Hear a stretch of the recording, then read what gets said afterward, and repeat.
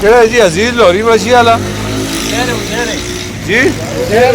حسین لاہوری مچھی والا یہ شیرپور روڈ ملک پور وفا روڈ ملک پور اچھا یہ کب سے شروع کیا یہ کام آپ نے 3-4 سال ہو گئے ادھر 4 سال ہو گئے مجھے تو پہلی دفعہ آیا ہوں میں نے دیکھا ہے یار کہ آپ یہاں پہ ماشاءاللہ بڑی اچھی مچھی بنا رہے ہیں تو یہ کس طرح کلو دے رہے ہیں 1000 روپے کلو تیار کر کے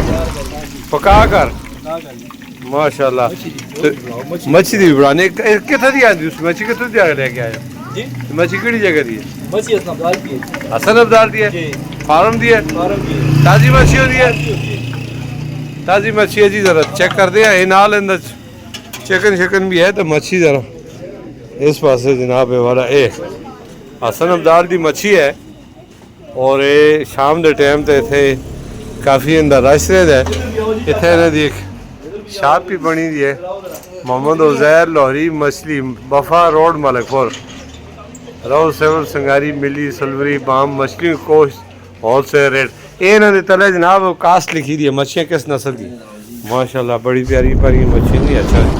اچھا ریٹ سارے ہے کی ہے 1000 روپے ریٹ ہے جی چڑا بھی ہے نہیں چڑا مچھی بھی ہے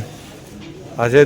ٹراؤٹ بھی ہوتی ہے ٹراؤٹ بھی ہوتی ہے روہو بھی ہوتی ہے سلور ہوتی ہے یار اچھا ماشاءاللہ بڑی پیاری مچھی اچھا تسی تیار کر کے دے ہو